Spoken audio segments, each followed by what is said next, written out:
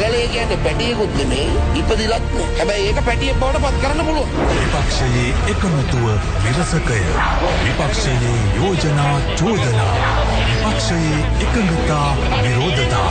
විපක්ෂයේ සූදානම ප්‍රශ්න කිරීම මැද. විපක්ෂයට පමණයි.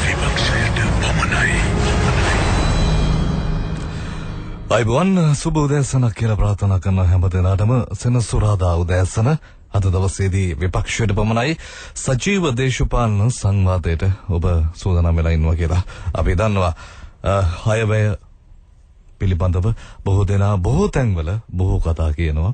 ඒ කතා සමගින්ම දේශපාලනය පිළිබඳව උනන්දුවක් දක්වන අයටත් ඒ වගේම තමයි දේශපාලනය පිළිබඳව කතා නොකලත් අයවැය පිළිබඳව කතා බහ කරන මේ හැම දිනකටමත් අද දවසේදී අපේ සංවාදය වඩා වැදගත් වෙයි කියලා අපි විශ්වාස කරනවා. එහෙමනම් සුපුරුදු විදියට මුලින්ම හඳුනා ගන්න අද දවසේ අපේ ආරාධිතයා. අයවැය පැවැත්වෙන මේ දිනවල පාර්ලිමේන්තුව ඉතා උණුසුම් හා හාස්‍යයෙන් පිරි ස්ථානයක් බවට පත් තිබෙනවා. අයවැය විවාදයේ අතරතුර මැති ඇමතිවරුන්ගෙන් ඉදිරිපත් කරන කවි සින්දු නිසා එය තවත් සතුටුකර ස්ථානයක් බවට පත් වෙලා. මෙතෙක් ඉතිහාසයේ ඉදිරිපත් කළ හොඳම අයවැය මේ ලෙස කියාපෑමට ආණ්ඩු පක්ෂය උත්සාහ කරද්දී එම තර්ක බිඳලීමට විපක්ෂී පක්ෂ එක් උපහාස අපහාස තර්ක විතර්ක ඉදිරිපත් කරනවා. ජනතා විමුක්ති පෙරමුණේ පාර්ලිමේන්තු මන්ත්‍රී සුනිල් හඳුන්නෙති මහතා අයවැය විවාදයට එක්වෙමින් පැවසුවේ 2015 අයවැය ලේඛනයේ හේතුවෙන් සිය බිරියද Taman සමග අමනාප වී ඇති බවයි. අයවැය ඇති ප්‍රතිලාභ ගැන හඳුන්නෙති නෝනට මනා අවබෝධයක් පැවතීම මීට හේතුව වී ඇති බවයි ඊට පිළිතුරු දුන් අමාත්‍ය මහින්දානන්ද අලුත්ගමගේ මහතා පැවසුවේ. අපේ හඳුන්නෙති මිත්‍ර මන්ත්‍රීතුමා ඉන්දියා ඔබතුමාට ගෙදර යන්නත් බැහැ කියලා කිව්වා නෝනා රවණවයි කියලා. එතුමියගේ වැටුපට රුපියල් 10000ක් වැඩි වෙනකොට මෙයා කියන විදිහට 10000ක් වැඩි වුණා කියලා කියනවා නම් අපේ නෝන විතරක් නෙමෙයි රටේම නෝනලා කල්පනා කරලා ඉතින් කොහෙද මොන රටේද වැඩි වුණේ කියලා. හඳුන්නෙති මෙතනිය රැව්වේ ඇයි කියන එක ඔබතුමාට තේරුනේ නැහැ. හඳුන්නෙති මෙතනිය රැව්වේ ආණ්ඩුව මෙච්චර සාන දීලා හඳුන්වයා පාර්ලිමේන්තුවේ කෑ ගැහුවා. ඔයා වැරදි. මේකේ අමාරුව මේකේ වාසිය දැනෙන්නේ මට. ගුරුවරියට හම් වෙනවා බයිසිකලයක්. ඔබතුමාගේ නෝනා බයිසිකලෙන් ගෙදර එනකොට කාටද ආඩම්බර? ඒ නිසා කරු මන්ත්‍රීතුමා නැත්තම් ඔබතුමාගේ වාහනේ යවන්න ඕනේ ඉස්කෝලේට මැතිනිය ගේන්න. දැන් එතුමිය එනවා මාදිවලට බයිසිකලෙන්. එතුමියට ගෑස් එකෙන් අඩු වෙනවා. එතුමියට ලයිට් බිලෙන් අඩු වෙනවා. ඒ සහන එතුමාට දෙතුමියට දැනෙනවා. ඒ නිසා හඳුන්නෙති මැතිතුමනි හඳුන්නෙති මැතිනියගේ ඡන්දයත් ඊළඟ ඡන්දේ මහින්ද රාජපක්ෂ ජනාධිපතිතුමාට ගෙනක ඔබතුමා මතක් කරන්න එපා. මෙවර අයවැයෙන් ජනතාවට ප්‍රතිලාභ ලැබී නැත. ඉදිරි මැතිවරණය කුමක් වේද? ජනතා විමුක්ති පෙරමුණේ ඉදිරි දේශපාලන තීන්දුව කෙබඳුද? යන මේ ප්‍රශ්න සම්බන්ධයෙන් කතා කිරීමට වසර 14ක් අඛණ්ඩව පාර්ලිමේන්තුව නියෝජනය කරන එම පක්ෂයේ මන්ත්‍රීවරයෙකු මෙවර සිංහ FM විපක්ෂයට පමණයි වැඩසටහනට අප සම්බන්ධ කරගත්තා. විශ්වවිද්‍යාල සමයේ සිට වමේ දේශපාලනයට ඇලුම් කළ හඳුන්නෙති අන්තර් විශ්වවිද්‍යාල ශිෂ්‍ය බල මණ්ඩලයේ කැඳවුම්කරු ලෙසද කටයුතු කළා. පසුව ජනතා විමුක්ති පෙරමුණේ පූර්ණ කාලීන දේශපාලනයට පිවිස කොළඹ මහනගර සභාවේ නියෝජිතයෙකු ලෙසද 1998 දී පත් වුණා. 2000 දී ප්‍රථමයෙන් පාර්ලිමේන්තුවට පිවිසි ඔහු 2004 සම්මාන ආණ්ඩුවේ කුඩා හා ග්‍රාමීය කර්මාන්ත නියෝජ්‍ය අමාත්‍ය ධූරයේද කටයුතු කළා. මේ වන විට ජනතා විමුක්ති පෙරමුණේ මුදල් ලේකම් ලෙසද ඔහු කටයුතු කරනවා. හොඳයි එහෙනම් නැවතත් සුබ උදෑසනක් කියනවා. අද දවසේ ආරාධිතයා සුනිල් හඳුන්නෙති මන්ත්‍රීතුමා අයිබෝන් ඔබතුමාට. අයිබෝන්. මේ දැන් ඇත්තද මේ කතාව මේ අයවැය හින්දා ඔබතුමාගේ බිරිඳවත් එක්ක තරහ වෙලාද? ආණ්ඩුවට වල්ගේ පාගගෙන ඉන්නේ. ඒකෙන් තේරෙනවා වෙන මොකක්වත් නෙමෙයි මේ අයවැයේදී අපි ඉදිරිපත් කරන විවේචනයේට මේ ආණ්ඩුවට මුහුණ දෙන්න බෑ කියලා. මොකද ඒක මම පැහැදිලි කරන්නත් ඕන මේ පූර්විකාවේ තැඩිපුර මම ගැන නෙමෙයි මගේ නෝනා ගැනනේ කිව්වේ. ඔව් පැහැදිලි කරන්න. ඒකෙන්ද දැන් අයවැය තිබුණ දවසේ ජනාධිපතිතුමා අයවැය ඉදිරිපත් කරා පැය 3ක්. ඔව්. ඒතර මේ කතාව අහගෙන ඉන්න කෙනෙකුට හිතෙන දේ තමයි මම කිව්වේ. මගේ නෝනාට හිතෙච්ච දේ නෙමෙයි. මගේ නෝනා මේ මුකුත් දන්නෙත් නැහැ. ගෙදර ගියාම දැන් තමයි මට කචල් එක වැටෙන්නේ. මොනවද මේ කියලා තියෙන්නේ කියලා. ඒ මොකද ඒ අයවැය ඒ තරම් අජටාකාශයට යන මට්ටමේ බැලුම් බෝලයක් හැටියට පිම්බුවා. පෙර පාසලේ දරුවාගේ ඉඳලා අමාත්‍යාංශ ලේකම්වරයා දක්වා හැමෝටම මොනවා හරි දෙනා වගේනේ පෙන්වුවේ. දැන් විශේෂයෙන්ම රටේ සමස්ත ජනතාවගේම අවධානය තිබිච්ච දෙයක් තමයි මේ රජයේ සේවකයන්ගේ වැටුප් වැඩි කිරීම. මොකද රජයේ සේවකයන්ගේ ඉල්ලීම තිබෙන රුපියල් 10000කින් වැටුප් වැඩි කරන්න කියලා. ඒ වගේම තව ඉල්ලීමක් තිබුණා 10146ක් තිබිච්ච ජීවන වියදම් දීමනාවල එකතුව. පහුගිය අවුරුදු වල එකතු කරපුවා මූලික වැටුපට එකතු කරා. එතකොට ඒක එකතු කරා නම් ওই දෙකම ඇත්තටම ගත්තොත් එimhe 10000ක් මූලික වැටුපට පඩිය හැටියට එකතු වෙනවා. 10146ක් තියෙන එකම තමයි. නමුත් අතිකාලවලට එම ගැලපෙන විදිහට දීමනා එකතු වෙනවා. එහෙම වුණා නම් මේ ආණ්ඩුවම කියන 4 දෙනෙක්ගේ පවුලක ජීවත් වෙන්න රුපියල් 46000ක්වත් ඕන කියන ප්‍රශ්නෙට උත්තරයක් ලැබෙනවා. ඒ බලාපොරොත්තුව නෙතිබුනේ. ඉතින් ජනාධිපතිතුමා ඒ බලාපොරොත්තුව දෙන වගේ පෙන්නමින් තමයි අයවැය කතාව ඉදිරිපත් කළේ. මම මේ වෙලාවේ අයවැය කතාව අහගෙන හිටපු ඕන කෙනෙකුට තේරෙනවා මේ 10000කින් 25000කින් 15000කින් ඉලක්කම් තියෙනෝනේ මේකේ. මම ජනාධිපතිතුමාගේ කතාවෙන් පස්සෙන්දා විපක්ෂයේ දෙවෙනි කතාව මම කරන්නේ. පළවෙනි කතාව මම හිතේ කරේ රවි කරුණානායක මන්තුමා. ඔව්. එතුමා කරපු කතාවෙනුත් ඒක පැහැදිලි වුණේ නැහැ හරියට. ඒකින් හින්දා මම මගේ කතාවේදී කිව්වේ ඔබතුමාලා ඊයේ පිම්බිල්ලට මගේ නෝනත් හිතන් ඉන්නවා 10000කින් 15000කින් 25000කින් පඩි වැඩි වුණා කියලා. නමුත් ඒක නෙමෙයි ඇත්ත. ඔන්නේ ඒක නෙමෙයි ඇත්ත කියලා මම කියන කතාව කියන්නේ නැහැ. හරිද? මොකද ඒකට ආණ්ඩුවට උත්තර නැහැ. මොකද ඇත්තටම වැටුප වැඩි වෙලා තියෙන්නේ 10000කින් නෙමෙයි 25000කින් නෙමෙයි රුපියල් 946කින්. අන්න ඒක හෙලිදරව් වෙන්නේ අර බැලුම් බෝලේ පුම්බපු එක බහින්නේ හරි ගානට ඒ අපේ කතාවෙන් පස්සේ. ඒක තමයි රටේ ජනතාවට දැන් ඒක තේරලා තියෙනවා. මේක බොරුවක් කියලා. දැන් අර එක්කෙනෙක් කිව්වනේ මේ හදවතින් බුද්ධියෙන් ඉදිරිපත් කරපු අයවැයක් මේක කියලා. අපි කියන්නේ මේක හදවතින් බුද්ධියෙන් ඉදිරිපත් කරපු අය නෙමෙයි මේක කපටිකමෙන් වංචාවෙන් ඉදිරිපත් කරපු එක. ඒකට හේතුව මොකද දන්නවද? දැන් මම ඔය වැටු ප්‍රශ්නේ මම බේරුවොත් එහෙම දැන් ජනාධිපතිතුමා කියනවා මේ අයවැය ඉදිරිපත් කරාට පස්සේ ජනවාරි මාසෙ ඉඳලා නෙමෙයි අතර මේක ලැබෙනවා කියලා කියන්නේ ජූලි මාසෙ ඉඳලානේ. ජූලි මාසෙ ඉඳලා 25000ක් මාසික ආදායමක් අවම රජයේ සේවකයාට වැටුප් ලබන කෙනාට ගෙදර ගෙනියන්න පුළුවන් කියලා. එතකොට දැන් මේ වෙනකොට රජයේ සේවකයා කොච්චර ගන්නවද? දැනටත් 21876ක් ගෙදර ගෙනියනවා. ඒකෙන් ජීවත් වෙන්න බැරි ප්‍රශ්නේ මේ තියෙන්නේ. මොකද 11730යි මූලික වැටුප 120 විශේෂ දීමනාවක් ඒකට තියෙනවා. එතකොට 2346යි 7800ක දැනටත් ලැබෙන ජීවන වියදම් දීමනා ටික එකතු වුණාම 21876යි. එතකොට දැන් 25000යි කියලා ජනාධිපතිතුමා කියනවා නම් අවම ආදායම දැනට 21000ක් ලැබෙනවා නම් වෙනස කීයද? දැනටත් වෙනස 3124යි. ඒ කියන්නේ දැන් මේ වැඩි වෙනකොට වෙනස 3124. ඒ 3124 හැදෙන්නේ ජනාධිපතිතුමා ඊළඟට කියන ජීවන වියදම් දීමනා වැඩි කරන 2200කින්. ඒ 2200ත් අඩු කරගත්තොත් ඇත්තටම මූලික වැටුපට බේසික් එකට වැඩි වෙන ගාන 924යි. හරි පැහැදිලි. ඉතින් ඕක සිංහල භාෂාවෙන් කිව්වනම් මගේ නෝන රවටෙන්නෙත් නෑ වෙන නෝනලා රවටෙන්නෙත් නෑ. නේද? සිංහල භාෂාවෙන් කියන්න තිබුණේ කොහොමද අයවැය කතාවේ? මූලික වැටුපට 924ක් වැඩි කරලා ලැබේ. විශේෂ ජීවන වියදම් දීමනාව 2200ක් දෙනු ලැබේ. මේ දෙකම දෙන්නේ ජනාධිපතිවරණ ඡන්ද ඔක්කොම ඉවර වෙලා ජූලි මාසයේ සිටය එතෙක් 3000ක ජීවන වියදම් අතිරේක මොකද දීමනාවක් දෙනු ලැබේ. අන්තර් දීමනාවක්. ඕකනේ කියන්න තිබුණේ. ඉතින් ඒක නොකිය මේ රට පටලලා වැල්වට අරන් කියන කතාවට තමයි මම ওই කතාව කිව්වේ. ඔබතුමා කිව්වේ මේ තේරෙන භාෂාවෙන් කියන්න කියලා. කියන්න කියලා. මම කිව්වේ ඒකයි තේරෙන භාෂාවෙන් කියන්න කියලා. හැබැයි දැන් තේරෙනවා මහින්දානන්ද අලුත්ගමගේ ඇමතුමාලා හුඟක් අය තමන්ගේ නෝනලගේ ප්‍රශ්න වෙනම තියෙන නිසා වල්ගේ පාගගෙන ඉන්නේ කියලා. හොඳයි දැන් ඇත්තටම අපි කතා බහ කරමු මේ අයවැය පිළිබඳව ඔබතුමා මූලිකව දැන් මේ රජයේ පඩි පිළිබඳව කතා බහ කරා. මේ අයවැයෙන් සහනයක් ලැබිලම නැද්ද? සියඹලාගෙන ආවෙ නැද්ද කියලා අහන්නේ නේද? මෙහෙමයි. දැන් අයවැයක් කියලා කියන්නේ රටේ ජනතාවගෙන් එකතු කරන බදු ආදායම නැවත ජනතාවට කළමනාකරණය කරලා ලබන අවුරුද්දේ බෙදෙන විදියනේ. ඒක මොකද මේ අයවැයේ දෙන දේවල් ඇමතිවරයෙක්වත් ජනාධිපතිතුමාකවත් ගෙදරින් ගේන්නේ නැහැ. මේවා ගන්න ජනතාවගෙන්මයි. ඒතකොට දැන් ප්‍රශ්නෙට ගියොත් එimhe ඔබතුමා අහ ප්‍රශ්නේ මොකුත් දීලා නැද්ද? දෙනවා ඇත්තටම නැත්තේ නෑනේ. ඔය ආණ්ඩුවම කියන විදිහටනේ මහ පොළ වැඩි කරනවා කියනවා, පෙර පාසල් ගුරුවරුන්ට දෙනවා කියනවා, විශ්‍රාමිකින්ගේ වැටුප් විසමතා විසඳනවා කියනවා, පඩිත් මං කෝ විදිහට වැඩි වෙලා තියෙනවා කියලා කියනවනේ. දෙන්නේ කොහෙන්ද? කාගෙන්ද ගන්නෙ? ගන්නේ ජනතාවගෙන්. කොච්චර ගන්නවද වැඩිපුර?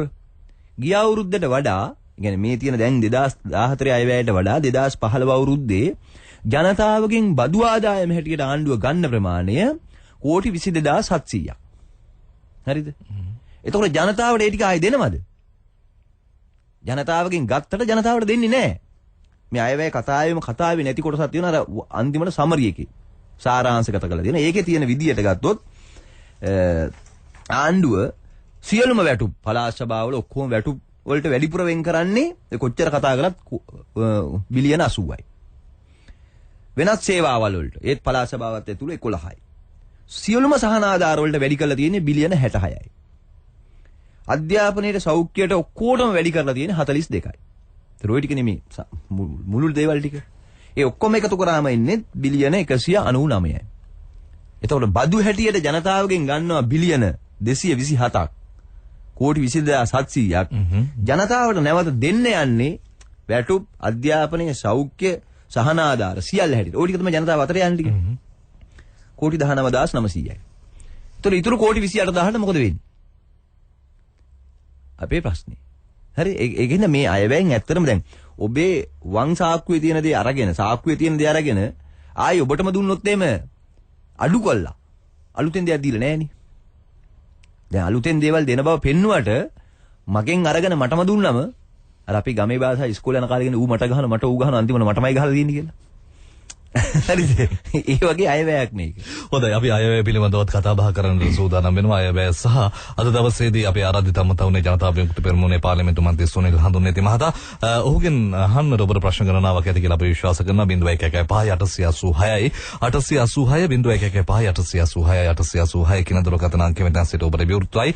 එතුමාගෙන් මේ අදහස් දැක්වීමෙන් තොරව ප්‍රශ්න යොමු කරනවා නම් අපි වඩාත්ම කැමැති. රැඳෙන්න කියලා ආරාධනා කරනවා. සිංහ FM ගෙනෙන විපක්ෂයට පමණයි සජීව දේශපාලන සංවාදය සමග. වාරණයට ලක් නොවූ විපක්ෂ දේශපාලනය විපක්ෂයට පමණයි. හොඳයි නැවතත් අපි විපක්ෂයට පමණයි සජීව දේශපාලන සංවාදය සමග තමයි මේ එකතු වෙලා ඉන්නේ. අපි සිංහ FM සමග රැඳින්න අපේ ආදරණීය ජනතාවට මතක් කරන්න FM 88.8 88.6 දවසේදීත් ඔබට විපක්ෂයට පමණයි සජීව දේශපාලන සංවාදයට එක්වන්නට හැකියාව තියෙනවා. ජනතා විමුක්ති පෙරමුණේ පාර්ලිමේන්තු මන්ත්‍රී සුනිල් හඳුන්නේති මහතා තමයි අද දවසේදී අපේ ආරාධිත ආමුතවුනේ. දැන් මේ මන්ත්‍රීතුමා මේ බොහෝ දෙනෙක් දැන් අපි දකිනවා මේ විපක්ෂයේ බොහෝ දෙනෙක් මේ අයවැය පිළිබඳව කතා බහ කරද්දී කියනවා දැන් මේ ගොඩක් තිබ්බේ යෝජනානේ මේ අයවැය යෝජනා තිබ්බේ කියලා කියනවා. එතකොට මේ අයවැය යෝජනා කරන්න පුළුවන් ඕන දෙයක්. හැබැයි මේවා සිද්ධ වෙන්නේ නැහැ කියලා. හැබැයි සල්ලි නැතුව එහෙම නැත්නම් මුදල් නැතුව එහෙම නිකන් උනේ එහෙම නැත්නම් නිකන් යෝජනා ඉදිරිපත් කරන්න පුළුවන්ද? පුළුවන්. ඒක හොඳ නෑ දැන් 2005 ඉඳලා මේ දක්වා ගත්තොත් එහෙම එවැනි යෝජනා ගොඩාක් තියෙනවා. දැන් මම මගේ ළඟ ලැයිස්තුවක්ම තියෙනවා. මම මේක දිගටම කිව්වොත් මේ වැඩසටහනට මේකම විතරක් කියන්න වෙයි. දැන් මාත් ඒ කියන්නේ ළමයින් ගැන කතා කරපුවා. හැම අයවැයකම කතා කරලා තියෙනවා. ළමයින්ට පෝෂණ මල්ල දෙන්න, ළමයින්ගේ දිව ආහාරය දෙන්න, ලදරු කිරිපිටි මිල අඩු කරන්න, ගර්භණී මාතාවන්ට මේ කරන්න, මව් කිරි දෙන එක දියුණු කරන්න. ඒවා මේ මහ පොළොවේ සිද්ධ වුණේ නැහැ.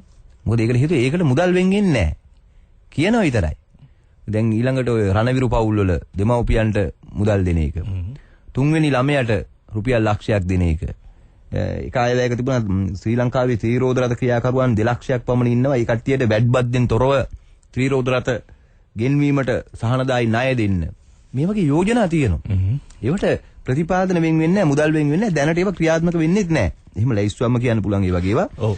හොඳද බබා? උදාහරණයකට දිව ආහාර වේල දෙන එක ගන්නකො. දැන් ආණ්ඩුවෙන් සල්ලි දෙන්නේ නැහැ දැන්. ඒක ක්‍රියාත්මක වෙන්නේ ඉස්කෝලවල දෙමව්පියෝ එකතු කරලා කන්න බොන්න ටික ළමයින්ට දෙනවා දැන්. එහෙම ඒවා තියෙනවා.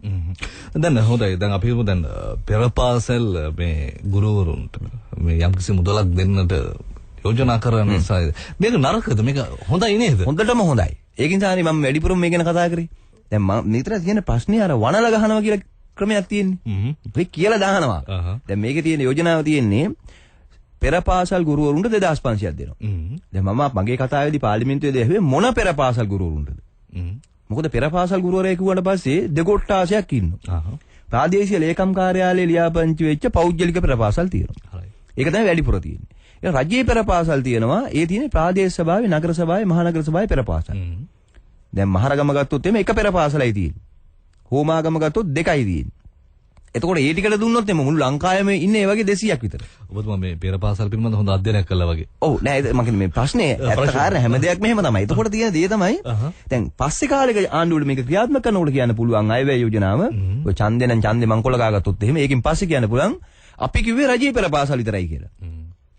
එතකොට දැන් ඒකට ඇතල දැන් ඒකට ආණ්ඩුවට මේකට දැනට විග්‍රහයක් නැහැ. දැන් අමනුගම එමතුමාගේ මම අර වමාරලා වගේ ගත්තේ ඒකයි සියලු පෙර පාසල් කියලා. සෑම පෙර පාසල. දැන් මේක එක වචනයයි දාන්න තිබුණේ. සියලුම පෙර පාසල් සඳහා 2500 බැගින් දෙනවා කියලා. ඒක නොදැම්මේයි. ඒක නොදාන්නේ පස්සේ මේක Tamanට කැමති විදිහට අර්ථකථනය කරගන්න පුළුවන් විදිහට. දැන් හැබැයි දැන් පැහැදිලි දැන් අපි පෙර පාසල් ගුරුවරුන්ට අපි කියනවා ඕගොල්ලොන්ට සෑම පෙර පාසල් ගුරුවරයෙකුටම රජයේ ප්‍රාදේශීය ලේකම් කාර්යාලය හෝ ප්‍රාදේශ සභාවේ ලියාපදිංචි සියලු පෙර පාසල් ගුරුවරුන්ට 2500 දෙන බවට අපි ඒක නැවත පොරොන්දු කරගත්තා. එහෙම පොරොන්දු කරගත්ත තව ඒවා දිනවද? එහෙම පොරොන්දු කරගත්ත තව ඒවා තව තියෙනවා. ඒ වගේ දැන් උදාහරණයක් ගත්තොත් එම දැන් වෘත්තිකයෝ කියන්නකෝ. දැන් වෘත්තිකයන්ට 15000ක් දෙනවයි කියලා. මොන වෘත්තිකයෝද? මේ පරිපාලන සේවයේ විභාගේ පාස් වෙච්ච කට්ටිය විතරද? දැන් ගුරුවරයෙක් ගත්තත් අවුරුදු 20කට වඩා වැඩිපුර සේවයේ දිච්ච ගුරුවරයාත් ගුරු වෘත්තිකයෙක් එතකොට. දැන් මේක අවුරුදු 20 නේ සීමාව දාන්නේ. අවුරුදු 20ට වඩා වැඩියෙන් සේවාවේ යෙදිච්ච ගුරුවරයා ගුරු වෘත්තිකයෙක්. වරලත් ගණකාධිකාරීවරයා ගණකාධිකාරී වෘත්තිකයෙක්. නීතිඥ මහත්තයා නීතිඥ වෘත්තිකයෙක්. දොස්තර මහත්තයා දොස්තර වෘත්තිකයෙක්. ඒ විතර නෙමෙයි දැන් ඉන්නෝනේ ලැබ් ඇසිස්ටන්ට්ලා වගේ. රසායනික සහායකලා පරීක්ෂකලා. ඒ වගේ අය වෘත්තිකයෝ. එතකොට මේකේ ඒ වෘත්තිකයා කවුද කියලා අර්ථකථනය කරලා නැහැ. ඔබතුමා මේ දැන් මේ ඔප්පු කරන්න හදන්නේ මෙහෙම මේ ස්ථිර ලෙස මේ ඔප්පු කරන්නේ නැද්ද? ස්ථිර සහතික කරන්නේ නැද්ද කාටද දෙන්න කියලා? මේකද ඔබේ තර්කය? ඒක තමයි ප්‍රශ්නේ. ඒක ප්‍රශ්නේ. එතකොට පස්සේ කියන්න පුළුවන් අපි මේ වෘත්තිකයෝ කියලා කිව්වේ මෙන්න මේ කොට්ටාශයට විතරයි. එහෙම කිව්වොත් මොකෝ කියන්නේ? ඒතර අයවැය යෝජනාවක් විශ්වාස කළ මිනිස්සු ඡන්දයක් දෙයි. හැබැයි ඒක ඇතර කෙරෙන්නේ නැහැ. ඒක තමයි බරපතල ප්‍රශ්නේ. දැන් විශ්‍රාමිකයෝ කියන්නකෝ. විශ්‍රාමිකයින්ගේ ප්‍රශ්නෙත් ඒ වගේ. විශ්‍රාමිකයින්ට 112කට කොහෙද පොලි දෙනවා කියලා කියනවා. හැබැයි අනිත් පැත්තෙන් පොලි අනුපාතය අඩු කරමු. එතකොට මොකද කරන්නේ? විශ්‍රාමිකයාගේ තැන්පතු ටික ගන්න විතරයි මේ කියන්නේ. එච්චරයි ඒක තියෙන්නේ. දැන් මෙන්න මෙහෙම අර වහලා ගහන යෝජනා ගොඩක් තියෙනවා මේකේ. ඒවා නිශ්චිත නැහැ. දැන් උදාහරණයක් ගන්නකො තව එකක්. අනියම් తాවකාලික දින 180 සම්පූර්ණ කරපු සියලු සේවකයෝ ස්ථිර කරනවා කියනවා. රජ්‍ය ආයතනවල. මේක එක වචනයක් හලලා තියෙනවා.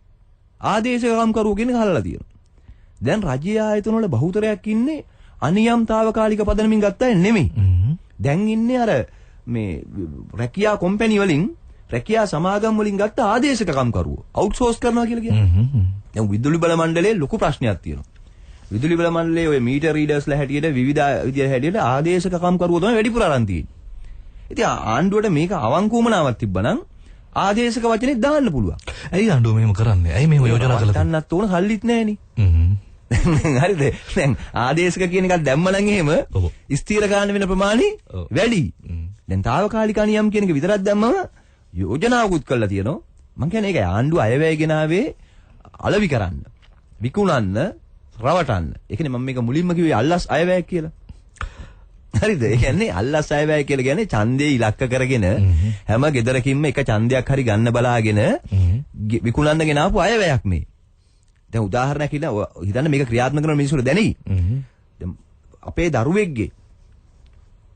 දරුවෙක්ගේ ඉතිරි කිරීමේ ගිණුමක බැංකුවේ ඉතිරි කිරීමේ ගිණුමක් ඇරුවාට පස්සේ ඒකට පොලියක් හම්බ වෙනෝනේ. ඒ පොලියනුත් 2.5ක් මේ ආණ්ඩුව මේ අයවැයෙන් ගන්න. ඔබතුමාට පුංචි වාදාවක් කරනවා දැන් විපක්ෂය කියනවා මේක සහන නැහැ කියලා මේ අයවැය. අනිත් පැත්තෙන් කියනවා අල්ලස් දීලා තියෙනවා කියලා. එතකොට මේ අල්ලස් දෙනවයි කියලා කියන්නේ මොකද දන්නවද? දෙන්න තමයි උත්සාහ කරන්නේ. දෙන්න බව පෙන්නනවා මේකේ. දෙන්න බව පෙන්නනෝ හැබැයි මොකුත් නැහැ. දෙන්නත් බෑ. දෙන්න පුළුවන් කමක් නැහැ නේ. මොකද දෙන්න ඇත්තට සල්ලි නැහැනේ. ඇත්ත යථාර්ථය ගත්තොත් එම් සල්ලි නැහැනේ. දැන් මේ අයවැය හිගියේ තියෙන අයවැය හිගියේ නෙමෙයි ඇත්ත අයවැය හිගියේ. දැන් මේකේ කියන විදිහට අයවැය හිගියේ බිලියන 551යි. දැන් එතන ප්‍රශ්න තියෙනවා විපක්ෂය මතු කරන මේ දත්තවල සහ මේ ආණ්ඩුව ඉදිරිපත් කරන දත්තවලත් පරස්පරයක් තියෙනවා නේද? මේක සාමාන්‍ය ජනතාව කොහොමද තේරුම් ගන්නේ? කවුද විශ්වාස කරන්නේ? දැන් සාමාන්‍ය ජනතාවට තේරෙන්නේ මෙහෙම තේරෙන භාෂාවෙන් කියමු. ආදායම වියදම කිව්වම මොකද්ද තියෙන්නේ? ආදායම කියන්නේ තමන්ට ලැබෙන දේ.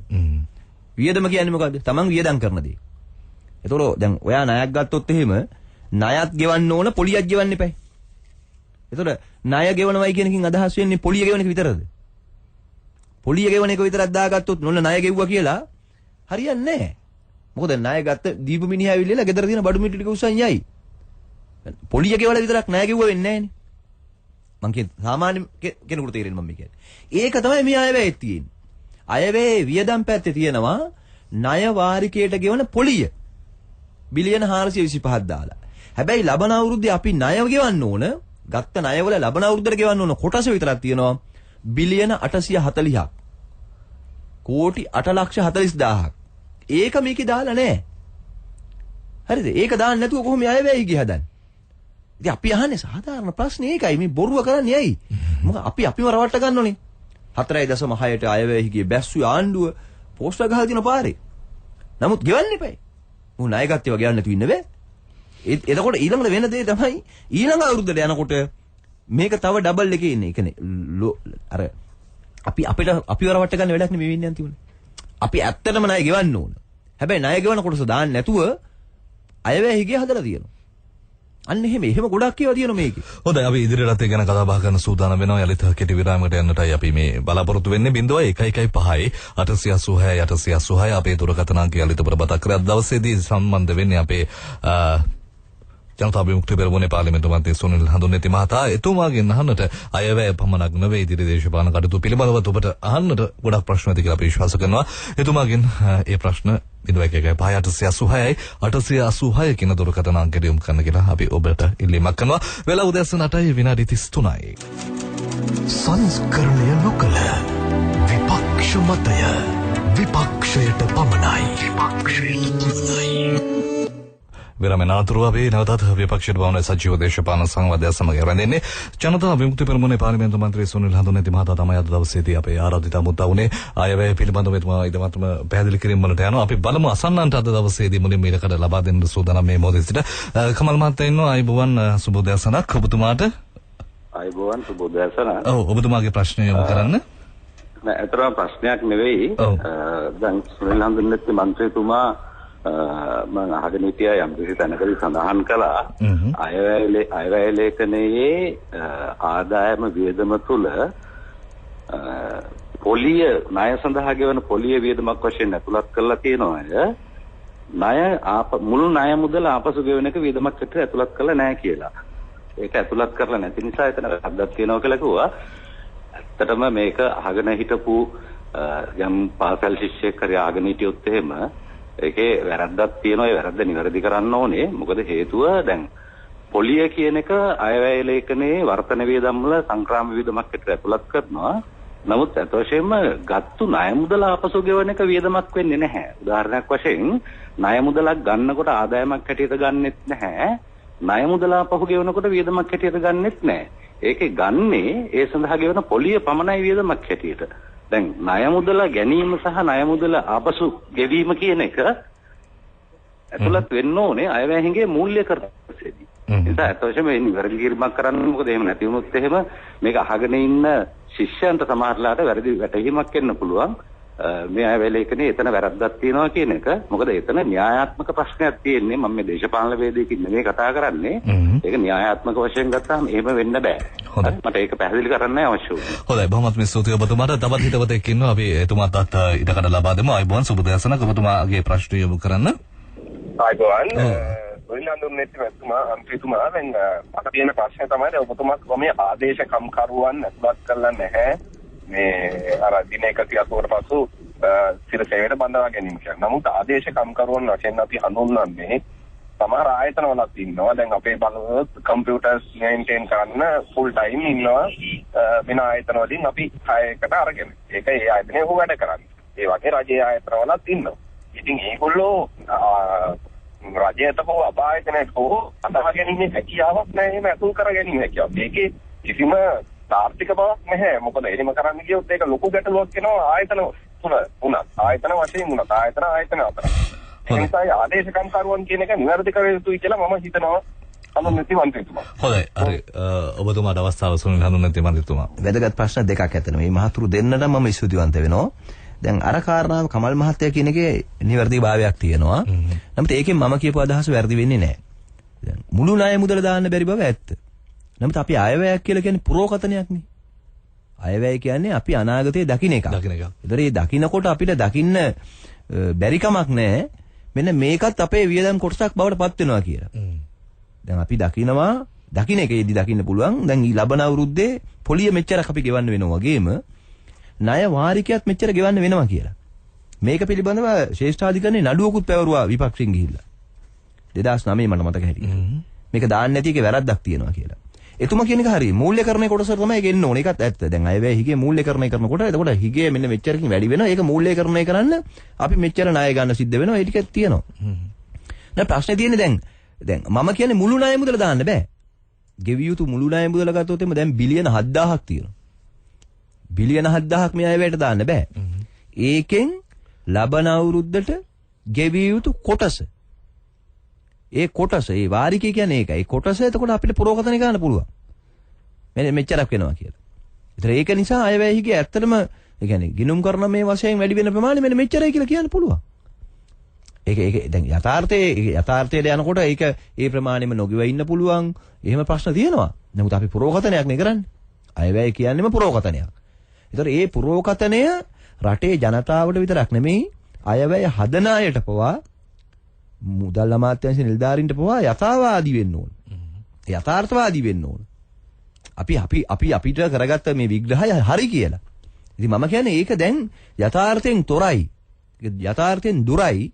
මොකද අපි හදාගෙන තියෙන එක ඇතුලේ අත්‍යවශ්‍යම අංග ටිකක් අපි අඩු කරගෙන තියෙන නිසා කියන එක තමයි මගේ පැහැදිලි කිරීම. එතුමාට ඒකත් එක්ක විවාදයක් තියෙන්න පුළුවන්. නමුත් මේක ඇත්තටම ගත්තොත් ඉගෙන ගන්න අයට පවා වැදගත් වෙන්නේ ඒක නිසා. ඊළඟ දෙවෙනි කාරණාව ආදේශකම් කරන පිළිබඳ ප්‍රශ්න. ආදේශකම් කරන පිළිබඳ ප්‍රශ්නේ මම කියන්නේ දැන් ඔබතුමා මගේ හිතේ පෞද්ගලික ආයතනික කෙනෙක්. දැන් පෞද්ගලික ආයතනයකට ආදේශකම් කරුවන් රැකියා සමාගමකින් බඳව ගන්න එක වෙනම කතාවක්. දැන් මෙතන තර්කයේ තියෙන්නේ අපිට රජ්‍ය ආයතන වලට. රජ්‍ය ආයතන වලට අවුට්සෝස් කරාට පස්සේ අපි අහන ප්‍රශ්නේ ඒ අවුට්සෝස් කිරීමේ පරමාර්ථය මොකද්ද? විදුලි බල මණ්ඩලයට සේවකයෝ ගන්නවා ඒ පෞද්ගලික රැකියා සමාගම් වලින් නෙමෙයි. මේ අරන් තියෙන්නේ විදුලි බල මණ්ඩලයේම අය හැටියට. විදුලි බල මණ්ඩලයෙන් තමයි මේක කරන්නේ. නැතුව ඒක මේ අර කොහේ හරි ජොබ් ඒජන්සි එකකින් තියලා අද විදුලි බල මණ්ඩලයේ වැඩ කරනවා, හෙට මහජන බැංකුවේ වැඩ කරනවා, හෙට තව තැනක වැඩ කරනවා. ඒක නෙමෙයි මම මේ කියන්නේ. හොඳයි. මේ අය නිශ්චිතව රැකියාවල වලට විදුලි බල මණ්ඩලයෙන් බඳවගෙන තියෙනවා. හැබැයි බඳවගෙන තියෙන පදනම ආදේශක. පදනමේ. කොන්ත්‍රාත් පදනමක් ඒක. ඒතර ඒ අපි කියන්නේ අන්නේ ඒ අය ස්ථිර කරන්නේ. නැතුව මේ ජොබ් ඒජන්සි එකකින් ගත්ත අය නෙමෙයි මේක. පෞද්ගලික ආයතන වල මාළු ටැංකි මාරු කරනවා වගේ මල් පෝච්චි මාරු කරන්න ගත්ත අය ඉන්නේ. දැන් සමහරව ඉන්නවා පීපල්ස් පාක් එකේ වැඩ කරනවා පීපල්ස් බැංක් එකේ වැඩ කරනවා. නේ පීපල්ස් පාක් එකේ අතු ගන්නවා පීපල්ස් බැංක් එකේ අතු ගන්නවා. මම කියන්නේ ඒ අය නෙමෙයි මේ. එහෙම රැකියා සමාගම් දැන් තියෙනවනේ රටේ. ඒක තියෙනවද ඒක හරිද වැරදිද ඒක වෙනම විවාදයක්. නමුත් මම ඒක නෙමෙයි මම මේ කිව්වේ රාජ්‍ය ආයතන වලට ආදේශක පදනමින් ඒ පත්වීම දීලා. ඔබගේ පත්වීම ආදේශක කියලා රජයේ ආයතනින්ම දීපු පත්වීම තියෙනවා. අන්න ඒ අය ගැන මොකද කතා නොකරන්නේ කියලා. හොඳයි ඊළඟ මගේ ප්‍රශ්නේ දැන් ජනතා විමුක්ති පෙරමුණ බොහෝ වෙලාවට විශ්වාස ලබන්නේ මේ නිෂ්පාදන ආර්ථිකයක් කෙරෙහිනේ. එතකොට මෙවර අයවැයේදී සුනිල් හඳුනති මන්ත්‍රීතුමා අපි දැක්කා මේ වීමිල පිළිබඳව සහතික මිලක් ගැන කතා බහ කරනවා. එතකොට දියර කිරි මිලදී ගන්නට යම්කිසි මුදලක් රුපියල් 60ක මුදලක් ගැන මේ අයවැය කතා බහයි සිද්ධ වුණා. එතකොට මේ ඔබතුමාලා කතා කරන මේ නිෂ්පාදන ආර්ථිකය ගොඩනගන්න නෙමෙයිද මේ අයවැය මේ වගේ කාරණා සිද්ධ වෙලා තියෙන්නේ මේ වගේ ප්‍රතිපාදන වෙන් කරලා තියෙන්නේ. නමුත් ඒක ඇත්ත. ඒක ඊටාම හොඳයි මම ඔබ අහ ප්‍රශ්නේ. මම කියන්නේ ඒකෙන් නිෂ්පාදන ආර්ථිකය දියුණු කරන්න සමස්තයක් හැටියටම කොහොමද මැදිහත් වෙලා තියෙන්නේ කියන එකයි වැදගත් වෙන්නේ. දැන් මම සරල උදාහරණයක් කියන්නම් ඔබට. ඔබ අහපු ප්‍රශ්නකින්ම. දැන් දියර කිරි රුපියල් 50 ඉඳලා 60 දක්වා වැඩි කරනවානේ. ඔව්. රුපියල් ඒක නිසා ඒක කිරි නිෂ්පාදකයාට සහනයක්. හැබැයි දැන් දියර කිරි ලීටර් 8.5ක් ඕන වෙනෝ පිටි කිරි ලීටර් කිලෝ එකක් හදන්න. එතකොට දැන් ලංකාවේ දේශීය නිෂ්පාදකයෝ තියෙනනේ පිටි කිරි. නිෂ්පාදනය කරන්නේ. ඒ අයට පාඩුව සිද්ධ වෙනවා රුපියල් 85ක්. 8.5කට රුපියල් 10 ගානේ වැඩි වෙනකොට. ඒ අයට මාණ්ඩුව යෝජනා කරනවා රුපියල් 100කින් කිරි පිටි මිල අඩු කරන්න කියලා. එතකොට ඒ අය මුණ දෙන අර්බුදේ ගත්තොත් එහෙම මම කියන්නේ ඒ පැත්ත අර අය වගේම ඒ අයත් මුණ දෙන අර්බුදේ දෙනවා 185ක් පාඩු වෙනවා. හරිද? රුපියල් 100කින් අඩු කරන්න සිද්ධ වෙන නිසායි අර 85ක් පාඩු වෙන නිසායි. ආණ්ඩුව ඒකට උත්තරයක් දෙන්නේ නැහැ. තේරෙනවද? ආණ්ඩුව ඒකට උත්තරයක් දෙන්නේ නැහැ. ඉතින් අන්න එහෙම මේ දැන් යෝජනා ඇතුලේ පරස්පරතාවයන් නිර්මාණය වෙනවා. නමුත් හොඳ යෝජනා මම කියන්නේ නරක නැහැ. හොඳ යෝජනා මොකද රුපියල් 10ක් හරි මේ කිරි නිෂ්පාදනය කරන ගමේ මිනිස්සුන්ට ලැබෙන එක අපි අගය කරනවා. නේ? ඒක අගේ කරන්න ඕන දෙයක්. ඉතින් ඇත්තටම සහතික මිලේ කතන්දරය ගත්තොත් එහෙම සහතික මිල ඉල්ලුවේ රුපියල් 40 කරන්න කියලා මීට බොහෝ කාලයකට කලින් ගොවියෝ. හැබැයි දැන් වෙළඳ පොලේ ගත්තොත් මේ වෙනකොට වී මිලදී ගන්න මිල රුපියල් 44 වෙලා තියෙන්නේ. හරිද? ඒතර රුපියල් 44 වෙනකම්ම ඉන්න සිද්ධ වුණා ආණ්ඩුවට 40 කරන්න. දැන් වෙලා තියෙද්දි ගොවියට මොකද වෙන්නේ? දැන් ප්‍රායෝගිකත්වයට ගියොත් එම 44ට දෙන වී ටික තමයි දැන් ගොවියගෙන් 40ට සාතික මිලට ගන්නෙ. හොඳයි අපි මේ කතාව හිත තව ඉදිරියට යන්න සූදානම් වෙනවා. අපි කෙටි විරාමයකට යමු. අද දවසේදී අපේ ආරාධිතය සුනිල් හඳුන්වන්නේ මහතා. එතුමාගෙන් අහන්නට ප්‍රශ්න තියෙනවා බොහෝ දෙනෙකුට. ඒ හැම දෙනාටම පුළුවන් විදිහට ඉඩකඩක් ලබා දෙන්නට අපි සූදානම් වෙනවා. ඒ වගේම ඔබේ අදහස් දක්වමිතරව ප්‍රශ්න කෙටින් යොමු කරනවා. අපි වඩාත්ම කැමැති මතක් කරනකොට ආයවැය පිළිබඳව මේ ජනාධිපතිවරණය පිළිබඳවත් කතා බහ තියෙනවා. මේ හැම දෙයක් පිළිබඳව ඔබට ප්‍රශ්න යොමු කරන්න පුළුවන් 0115 886 කියන දුරකථන අංකයට වලින් ඉන්න සිංහ FM ගෙන එන විපක්ෂයට පමණයි සජීව දේශපාලන සංවාදය සමග.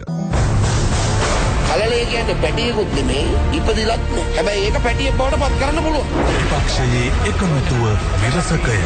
විපක්ෂයේ යෝජනා චෝදනා. විපක්ෂයේ එකඟතා විරෝධතා. විපක්ෂයේ සූදානම ප්‍රශ්න කිරීම මැද. විපක්ෂයට පමණයි. විපක්ෂයට පමණයි. අපි අලුත් පැයක් ආරම්භ කරන්නේ විපක්ෂයට පමණයි සජීව දේශපාලන සංවාදයෙන් ජනතා විමුක්ති පෙරමුණේ පාර්ලිමේන්තු මන්ත්‍රී සුනිල් හඳුන්වති මහතා තමයි අද දවසේදී අපේ ආරාධිතය වුණේ.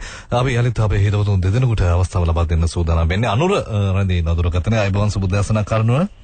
අයබෝන් සුබදේශනක උදාර මේ සුබදේශනක මාදලුපරි. සුබදේශනා. ඔව්.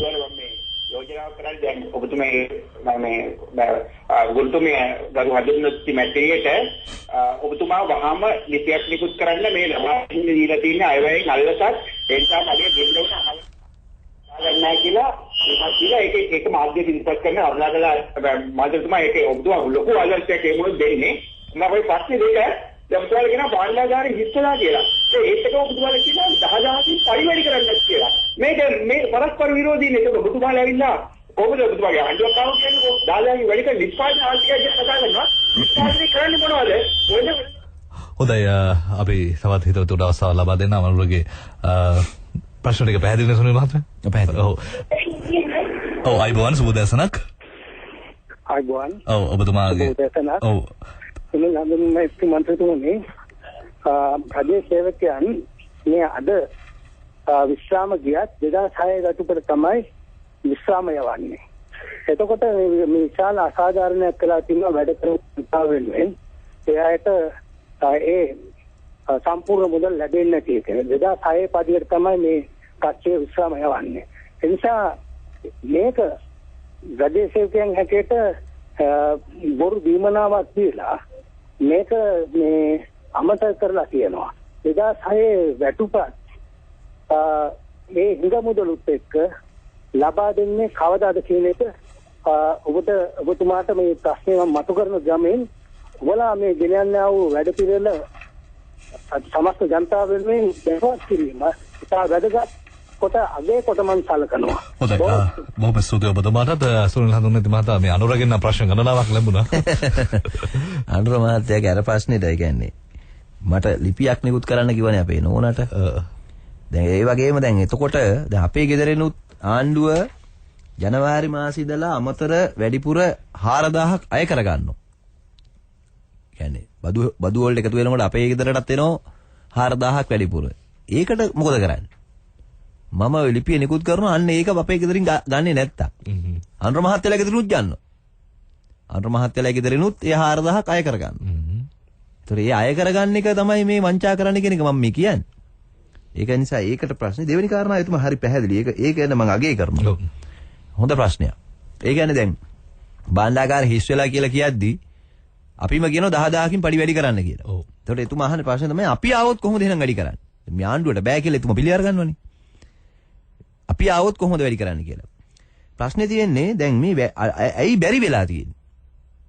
දැන් අනුර මහත්තයලත් ගොවි මහත්තුරුත් රජයේ සේවකයොත් මේ රටේ ජනතාවගෙන් බහුතරයක් දෙනා Tamanට ජීවත් වෙන්න හරි මොන හරි කරනවනේ. නිකන් ඉන්න කවුරුත් නෑ. ඒ අය හැමෝම මේ ආර්ථිකයට මොන හරි එකතු කරනවා. ඒක කළමනාකරණය කරන්න තමයි අපි මේ ආණ්ඩුවකට බාර දීලා තියෙන්නේ. ලෝකේ ලොකුම ඇමති මණ්ඩලය දීලා. එයා ඒක කරන්න නැති ප්‍රශ්නයක් තියෙනවනේ. දැන් ඒක අයවැය ලේඛනය ඇතුල් කරන්න බැරි බව ඇත්ත.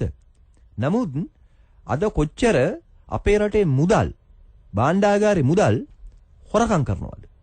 වංචා කරනවද? අපත යනවද? නාස්ති කරනවද? දැන් චම්පිකරණව කැමැතුමාම දැන් ආණ්ඩුවත් එක්ක විරසකයක් නිසා එතුමා දැන් කියනවා.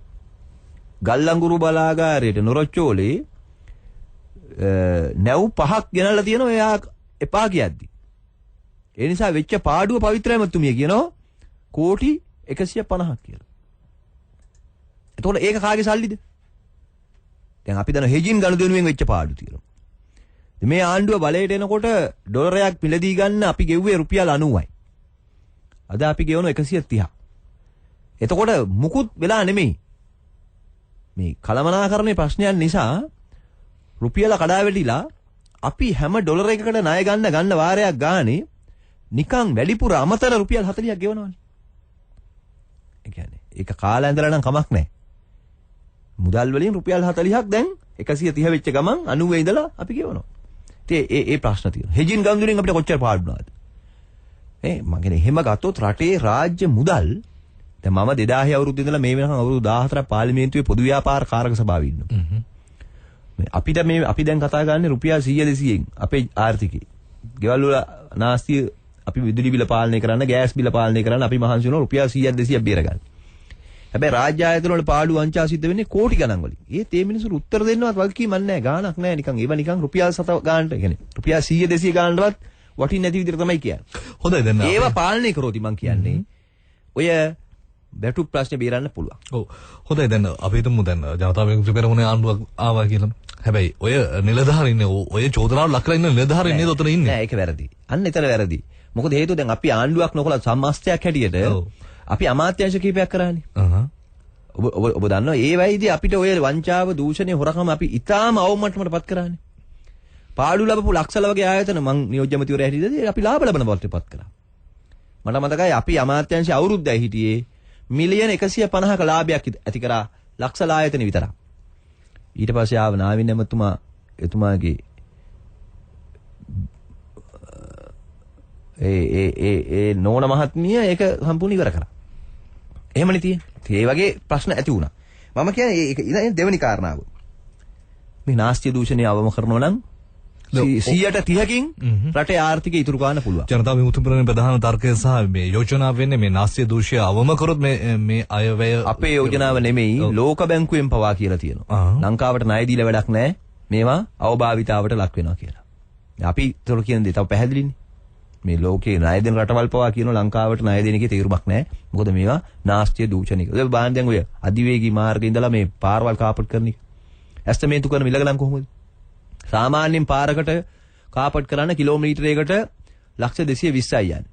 අද ඒක ලක්ෂ 1000ට ඇස්තමේන්තු කරන තැන තියෙනවා. මොකද කරන්නේ කිලෝමීටර් 5ක් හදනවා නම් පාර අමාරුම තැන තියෙනවනේ. අමාරුම තැනට ඇස්තමේන්තුවක් හදලා ඒක මුළු පාරටම දිගාරිනවා.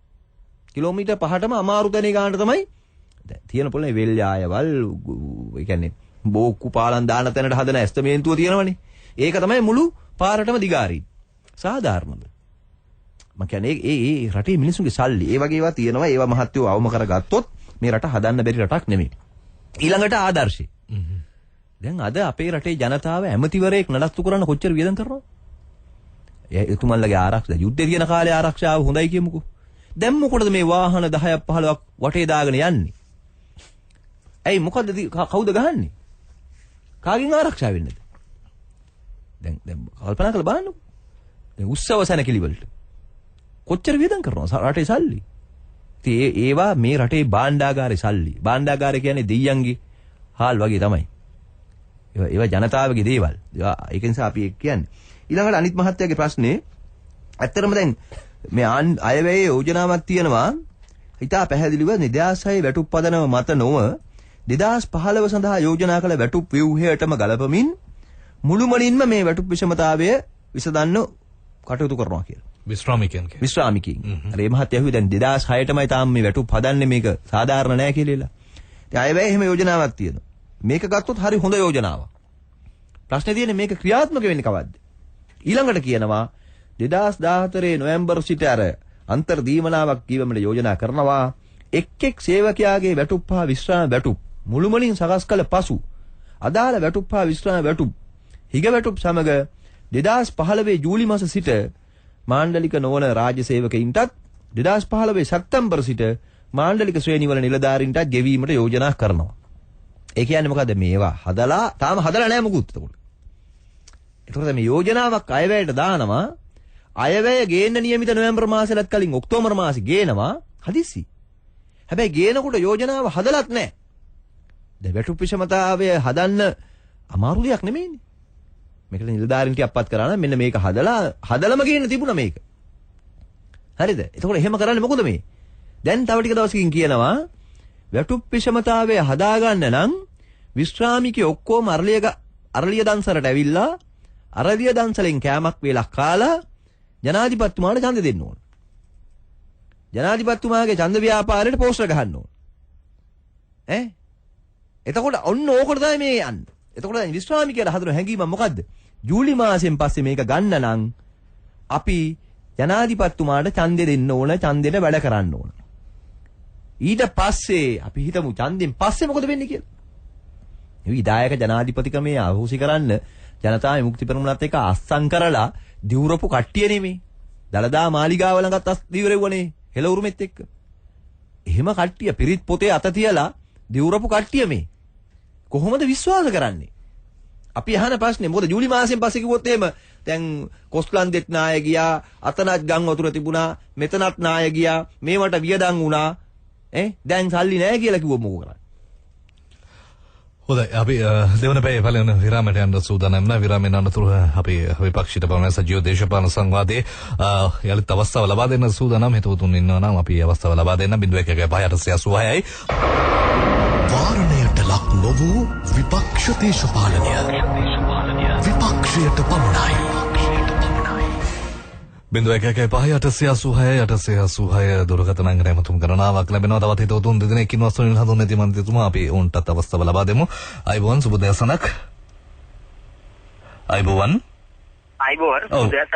ඔව් ඔබතුමාගේ ප්‍රශ්නය යොමු කරන්න. මම එල්පීඩීඑස් සමත් කතා කරන්නේ. මගේ ප්‍රශ්න තමයි. ගරු මැතිතුමනි මේ අයවැය හදන්නේ විමල් වීරවංශ මැතිතුමාට අනුව ආර්ථික ඝාතකයෙක්. ඒ කියන්නේ පී.බී. ජයසුන්දර මම දන්න විදිහට ඔබතුමා නිවැරදි කරන්න පුළුවන්. ඔහුට ශ්‍රේෂ්ඨාධිකරණ අඩු තීන්දුව දෙකක් තියෙනවා. රජයේ කම්කරු තන්ත්‍රයක්වත් දෙන්නේ නැහැ කියලා ඔබට ඒක වැරදිලා නිවැරදි කරන්න පුළුවන්. මේ පිළිබඳව ඔබතුමාගේ විග්‍රහය මෙන්න 2009 මැයි 18 නැවතුනේ මන්ත්‍රීතුමනි යුද්ධය නෙවෙයි අවියාවුද ජාවාරම. නැත්තම් නව යටත් යුද්ධවාදය. එසේම අද අපිව අලුත් රූප ගණනාවකින් යටත් කරගෙන තියෙනවා. මේවා අපිට උගන්වලා නැහැ, ඉගෙන ගන්න වෙන්නේ නැහැ. මේ සම්බන්ධව ඔබේ කියවීම කුමක්ද කියලා මම දැනගන්න කැමතියි. දරුවල් සරණයි. හොඳයි. ඒ වගේම දිල්ෂාන් ඉන්නවා මහරගමෙන්. දිල්ෂාන් අයිබෝවන් ඔබේ ප්‍රශ්නය. අයිබෝවන්. ඔව් ඔබේ ප්‍රශ්නය යොමු කරන්න. මට දැනගන්න ඕනේ මන්ත්‍රීතුමාගෙන් දැන් මහින්ද රාජපක්ෂ ජනාධිපතිතුමාට තුන්වරක් බෑ කියලා කියනවා. ඒ ගමන්ම විපක්ෂයෙන් ගෙනියන මතයක් මේ ආණ්ඩුව පිරිහිලා තියෙන්නේ කියලා. ඉතින් පිරිහිලා තියෙනවා නම් මහින්ද රාජපක්ෂ මහත්තයා තුන්වෙනි පාර ඉල්ලනකොට ඒකට බෑ කියන්නේ නැතුව පිරිහීම තවත් හොඳයි. එතුමාට මේ හින්දා එතුමාට තුන්වෙනි පාර එන්න බෑනේ.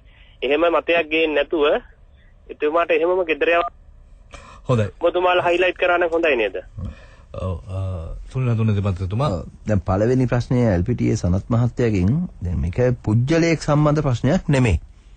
දැන් ඒ කියන්නේ පී.බී. ජයසුන්දර මහත්තයා ආර්ථික ඝාතකයෙක් කියලා කියන අයම ඒ අය ආරක්ෂා කරගනිමින් ඉන්න එකයි. ඊළඟට එතුමාට නඩු තියේදීත් එතුමාව දූරයක තියලා තියෙන එකයි අපේ ප්‍රශ්නයක් නෙමෙයි අතට. ඒක සදාචාරයේ ප්‍රශ්නයක්. නේ? වැරදි කරන කෙනෙක් එතන තියන් ඉන්න අයත් සදාචාරාත්මකව ඒකට පිරිහෙනවා. ඒ ඉන්න පුජ්‍යලයක් හිතන්න ඕන මම මේ තැනක ඉන්න සුදුසුද කියලා. ඒක එහෙම එකක්. මම කියන්නේ මේකේ ඒද බීද කියලා නෙමෙයි. කවුරු හිටියත් මේ පවතින තත්ත්වයේ යටතේ මේවෙනි අයවැය තමයි හදන්නේ. ලිබරල් ආර්ථික තුල අන්න හැදෙන්නේ මේ වගේ විවෘත ආර්ථිකයේ ඇතුලේ සියල්ල විකින්නේ නැ විකුණන දැන් ඔබතුමාම කියපු ආකාරයට යුද්ධ සම්බන්ධ විග්‍රහය හරිම නිවැරදිනේ. ඒ වගේම ජාවාරම තමයි දැන් මේක තියෙන්නේ. මේක ඇත්තටම ගත්තොත් එම මාකටිං වැඩක් මේ තියෙන්නේ දැන්. අලවිකිරි දේශපාලනේ මාකටිං වෙලාද? දේශපාලනේ මාකටිං වෙලා. අවංකව ගත්තොත් එම දැන් මම අමුණුගම එතුමාගෙන් අයවැය ඉදිරිපත් කරලා පස්සෙන්ද පුජ්‍යලිකව මම අහනකොටත් එතුමා කිව්වේ මේක. විවාදයක් නැහැ. නමුත් එතුමා කිව්වෙත් මේ විකුණන අයවැය. ඒක තමයි ඇත්තදී. ඉතින් ඒකෙන් ගැලවෙන්න ඕන ඇත්තටම. මොකද අපි අවසානයේ වග කියන්නේ අපට නෙමෙයි අනාගතේට. අපි අද ජීවත් වෙලා මෙහෙම ඉඳලා කොහොම හරි මැරිලා යයි. නේද? අපි ගැන මොකක් හරි ඉතිහාසය කවුරු හරි කියයි. මෙහෙම කට්ටියක් හිටියා කියලා. අපේ දරුවෝ අද ලක්ෂ 4ක නායකාරයෙක්. මගේ කිරිසප්පයත් ලක්ෂ 4ක නායකාරයෙක්. ඔබේ දරුවත් ලක්ෂ 4ක නායකාරයෙක්. හෙට ඒ දරුවා ලක්ෂ 8ක නායකාරයෙක් වෙනකොට කවුද වක් කියන්නේ? ඊට පස්සේ නිකන් නෙමෙයි සමාජ ආරක්ෂාවක් නැහැ. අද රැකියාවට තෝරගන්න වෙලා තියෙන ගණිකා ව්‍යාපාර, නත්කුඩු ව්‍යාපාර, සල්ලාල ආර්ථිකයක් තියෙන්නේ. ඉතින් මෙන්න මෙතනින් මේ රට යන්න බෑ ඉස්සරහට. ඒක බරපතල ප්‍රශ්නයක්. සනත් මහත්තයලා අපි ඔක්කොම එකතු වෙලා ඒ ගැන හිතන්න ඕන, පක්ෂ විපක්ෂ ભેදෙන් තොරව. ඊළඟට දිල්ෂාන් මහත්තයාගේ ප්‍රශ්නේ හරි වැදගත්. දැන් තුන්වරක් බෑ කියනවා. ඒ වගේම අපි මේ ආණ්ඩුව පිරිහිලා කියනවා. ඉතින් එහෙනම් මේක ඡන්දයට යන්න දීලා පරද්දමුකෝ. මෙතන තියෙන ප්‍රශ්නේ තියෙන්නේ අපට මහින්ද රාජපක්ෂ මහත්තයා දිනයිද පරදීද කියන එක නෙමෙයි. මෙතන තියෙන අපිට තියෙන ප්‍රශ්නේ අපි කවුරුත් පිළිගන්නවා රටේ නීතියක් තියෙනවා. ව්‍යවස්ථාවක් තියෙනවා. ඒතර ව්‍යවස්ථාවක් රටේ නැත්තම් ඒ රට පවතින ක්‍රමයක් නැහැ. එහෙනම් මේ පාලනය කියන එක හැදිලා තියෙන්නේ ව්‍යවස්ථාවකට අනුවනේ. දැන් රජ කාලේ රජුරුවන්ගේ රාජනීතිය තිබුණා. ඒතර රාජනීතිය අපි පිළිනොගත්තත් පිළිගත්තත් ඒක වෙනම කතාවක්. ඒක යටතේ තමයි රට පාලනය වුණේ. ඊට පස්සේ ආවා මේ ව්‍යවස්ථානුකූල සමාජය. ඒක පිළිනොගත්තොත් එහෙම මුලින්ම ඒක වැඩියෙන්ම පිළිගන්න ඕන කෙනා පිළිනොගත්තොත් එහෙම ඊළඟට බරපතල ප්‍රශ්නයක් තියෙනවා. හෙට අපරාධකාරයෙකුට කියන්න පුළුවන් මම මේ නීතිය පිළිගන්නේ නැහැ. මම මේ උසාවි පිළිගන්නේ නැහැ. මේ රටේ පුරවැසියන්ටත් අයිතියක් එනවා ඊළඟට. වැඩක් නැහැ නීති. අපි නීති අනුගමනය කරන්නේ නැහැ මොකෝ. රටේ ලොක්කම නීතිය කැඩුවා. ඔය ජනාධිපතිවරයා දිවුරුම් දෙනකොට දිවුරුම් දෙන්නේ මොකක්ද? එක වාක්‍යයයිනේ කියන්නේ. ගොඩක් දේවල් කියන්නේ නැහැනේ. අග්‍රවිනිශ්චයකාරවරයා ඉදිරියේ දිවුරුම් දෙනකොට ජනාධිපතිවරයා කියන්නේ ශ්‍රී ලංකා සමාජවාදී ප්‍රජාතන්ත්‍රවාදී ජනරජයේ ආණ්ඩුක්‍රම ව්‍යවස්ථාව මම පිළිගන්නා බවටත් මම කියන්නේ මම නෙමෙයි ජනාධිපති පිළිගන්නා බවටත් ගෞරව බහුමාන ලෙස ආරක්ෂා කරන බවටත් අනුගමනය කරන බවටත් දිවුරා ප්‍රතිඥා දෙමි. ඕකනේ. ඒතකොට ඒ දැන් මේ වෙලා තියෙන ප්‍රශ්නේ තියෙන්නේ දැන් මෙන්න මේක එහෙම නෙමෙයි කියලා යන්නේ. අපි කියන්නේ ඒකයි. ආණ්ඩුව පිරිහිච්ච එක වෙනම කතාවක්. තව පිරිහිනෝ මේකෙන්. ඊළඟ පිරිහීම භයානකයි. මොකද ඊළඟ පිරිහීම? ඊළඟට හැදෙන්නේ ලංකාවේ මේ තත්ත්වයේ යටතේ ජනාධිපතිවරයා තිබුණොත් ව්‍යවස්ථානුකූල නොවන පාලනයක්. ඒක ඇවිල්ලා ඒකාධිපති පාලනයක් එතකොට. ව්‍යවස්ථාව පිළි නොගන්න පාලනයක් ගැන හිතන්නකෝ. දැන් අපිට හිතෙන්නෙත් නැහැ. හරිද? දැන් අපි කියනවා මේ විධායක ජනාධිපති බලතල විධායක ක්‍රමය ගෑණියෙක් මිනිහෙක් කරන්නේ නැහැ මිනිහෙක් ගෑණියෙක් කරන්නේ නැහැ විතරයි බැරි අනිත් ඔක්කොම පුළුවන් මේක ජේ.ආර් මහත්තයා හදාගත්ත ව්‍යවස්ථාව අනුව කියලානේ. ඒකටත් ව්‍යවස්ථාව අනුව ව්‍යවස්ථානුකූලයිනේ. ජේ.ආර් මහත්තයා නීතිය ඒ තරම් බරපතල විදිහට හදාගත්තත් ඒකටත් ව්‍යවස්ථානුකූලයි. දැන් ඒක ඇතුලේ තියෙනවා ජේ.ආර් මහත්තයා හදලා මොකද්ද? ජනාධිපති ධූරයට දෙවතාවක්ට වඩා වැඩි වාර ගානකට ජනතාව විසින් මේ ධූරය දරන තැනැත්තා තෝරගන්න එපා කියලා. ඇයි ජේ.ආර් ජයවර්ධන මහත්තයා එහෙම වගන්තියක් දැම්මේ? ජනතාවට දෙවතාවකට වඩා මේ ධූරය දරන තැනැත්තා තෝරා ගැනීම නුසුසුසු වන්නේ කියලා වගන්තියක් දැම්මේ ඒකේ තරම් භයානක නිසා. දැන් වෙන්නේ මොකද්ද එතකොට? දැන් මේ යන තත්ත්වයට ව්‍යවස්ථාවට පටහැනිව මේ ඡන්දෙ තිබ්බොත් වෙන්නේ ව්‍යවස්ථානුකූල විරෝධී පාලනයකට රට යන එක. හොඳයි දැන් ඉදිරියේදී මැතිවරණ පිළිබඳව ජනාධිපතිවරණය පිළිබඳව කතා බහ කරනවා මහා මැතිවරණයකේ කියලා බොහෝ දෙනෙක් පාල කරනවා. ජනතා විමුක්ති පෙරමුණ මේ මොකක් අවසූදානම්ද කොහොමද සූදානම පක්ෂය පැත්තෙන්? දැන් ප්‍රශ්නේ තියෙන්නේ මේකනේ. ඔව්. දැන් මෙහෙම ගමුකෝ. දැන් ජනාධිපති මහින්ද රාජපක්ෂ මහත්තයාට හදාගත්ත විදිය කොච්චර සදාචාර විරෝධී වුණත් පාර්ලිමේන්තුවේ 3/2 බලයක් තියෙනවා. රට පාලනය කරගන්න අමාරු වුණත් තව රට පාලනය කරන අවුරුදු 2කුත් තියෙනවා. මං අහන සාධාරණ ප්‍රශ්නේ. ඇයි 3/2කුත් තියෙද්දි අවුරුදු 2කුත් තියෙද්දි මේ හදිස්සිය ඡන්දයක් තියන්නේ? මොකක්ද උවමනාව? රටේ ජනතාව කිව්වයි මේ අපිට බඩකින් ඉන්න පුළුවන් ඡන්දේ තියාපන් කියලා. අපිට හරි අමාරුයි ඡන්දේ තියන්න කියලා. මාධ්‍යවේදියෝ කිව්වයි. උද්ඝෝෂණ තිබ්බයි රටේ. එහෙම නැහැ. එතකොට හරි පැහැදිලි.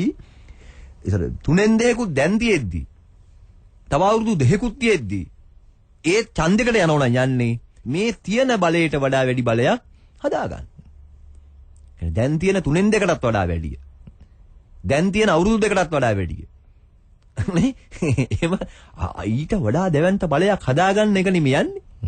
හොඳයි දැන් හරි භයානකයි. ඔව් මා ඉදිරිපත් කර ප්‍රශ්නේ එහෙම මැතිවරණ ඔබ පක්ෂය දැන් ආවොත් යම් කිසි විදියකට කොහොමද සූදානම? පළවෙනි දේ තමයි ආවුත් කියනවට වඩා සමාජය තුලේ එවැනි මැතිවරණයක් තියන්න පුළුවන්ද? ව්‍යවස්ථා විරෝධී ඡන්දයක් තියෙනකොට ඒකට ඉදිරිපත් වෙන කෙනත් වැඩිකාරයෙක් වෙනවනේ.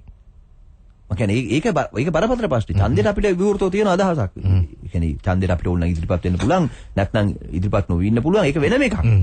නැත් ප්‍රශ්නේ තියෙන්නේ දැන් හොරකමක් සිද්ධ වෙනවා. තැනක. අපරාධයක් සිද්ධ වෙනවා තැනක. ඉතින් අපි මේක අපරාධයක් බව දන්නෝ. දැන් ඔබ මගෙන් අහනවා මේ අපරාධයට ඔයා හවුල් වෙන්නේ නැද්ද? මේකේ ඔයාගේ කොටසක් නැද්ද? ඔයා ගන්න නැද්ද මේකේ කොටස්කාරයෙක් වෙන්නේ කොහොමද කියලා? කොටස්කාරයෙක් වෙන්නේ කොහොමද කියලා අහන්න කලින් අහන්න ඕන මේ අපරාධය වෙන එක හරිද වැරදිද කියලා. හොඳයි ඒක නම් තව ඉදිරියේදී කතා බහ කරමු. අපි යන්න හදන්නේ ඊළඟ විරාමයට 0115 886 දුරකථන අංකය යලිත ඔබට මතක් කරන්නම්. අද දවසේ විපක්ෂයට මවුනයි සජීව දේශපාලන සංවාදයට එක්ුණේ ජනතා විමුක්ති පෙරමුණේ පාර්ලිමේන්තු මන්ත්‍රී සුනිල් හඳුනේතුමා. නගින්න එපා මේක කාන්තාවන්ට පමණයි. මේ සමාවෙන්න ඔබතුමා කොහෙද යන්නේ? ඇතුළට යන්න පුළුවන් සමාජිකයන්ට පමණයි. කොහොද දෙන්න බලන්න අයිඩි එක. මේක වැඩි හිටියන්න පමණයි. එතකොට මේක සංස්කරණය නොකළ විපක්ෂ මතය විපක්ෂයට පමණයි. සෙනසුරාදා උදෑසන 8ට විපක්ෂයට පමණයි. පොඩකින් ඉන්න. පක්ෂ විපක්ෂ හැමෝටම අහන්න පුළුවන්. වාරණයට ලක් නොවූ විපක්ෂ දේශපාලනය විපක්ෂයට පමණයි. විරමෙන් අනතුරුව විපක්ෂයට පමණයි සජීව දේශපාලන සංවාදයට අපි නැවතත් ඔබ කනවගෙන ආවා. තවත් හිතවතුන් දෙදෙනෙක් ඉන්නවා අද දවසේදී වැඳිලා සුනිල් හඳුනේති මන්ත්‍රීතුමා තමයි අද දවසේ ආරාධිත මතවුනේ. අයිබෝන් සෝදෑසනක් ප්‍රශ්න යොමු කරන්න ඔබතුමාගේ. හලෝ අයිබෝන්. ඔව් අයිබෝන්. මම උදේ හේරත් රිදී මාලියද්දී. ඔව් රිදී මාලියද්දී මට ওই ප්‍රශ්න යොමු කරන්න. ඔබ මිස්ති මේ ගරු මන්ත්‍රීතුමාට ඉදිරිපත් කරනවා මම වඩා අගය කරන මන්ත්‍රීතුමා කෙනෙක් අපේ මේ ඔබතුමාලා වගේ අය ඇත්තටම අපේ රාජ්‍ය සභාවේ ඉන්න ඕනේ. ඒ නිසා මම ප්‍රථමයෙන්ම ගරු කරනවා හඳුන්වන්නේ මන්ත්‍රීතුමාට. මන්ත්‍රීතුමනි මේකයි ප්‍රශ්නේ. දැන් මම බදුල්ලේ කතා කරන්නේ. ඒක බදුල්ලේ 2008 වර්ෂයේ ගුරුපත්වීන් දුන්නා මේ ගැසට් කරලා ඩිප්ලෝමාධාරීන්ට මේ කලාංශේ. ඒ කියන්නේ සෞන්දර්ය ගුරුපත්වීන්. හෙලෝ. ඔව් ඔබතුමා ප්‍රශ්න යොමු කරන්න අපි අහන්නේ. ඒ සෞන්දර්ය ගුරුපත්වීන් දුන්නා. ඒයින් එදා මේ පත්වීන් දෙන්න එන්න කියලා කතා කරාම පත්වීන් 800ක් තිබුණා. 800 ගාණක්. ඒයින් උපාධිධාරී ගුරුපත්වීන් ටික දුන්නා. ස්ථිර පත්වීන් අනිත් ඒවා දුන්නාම මේ කොන්ත්‍රාත් පදනම යටතේ.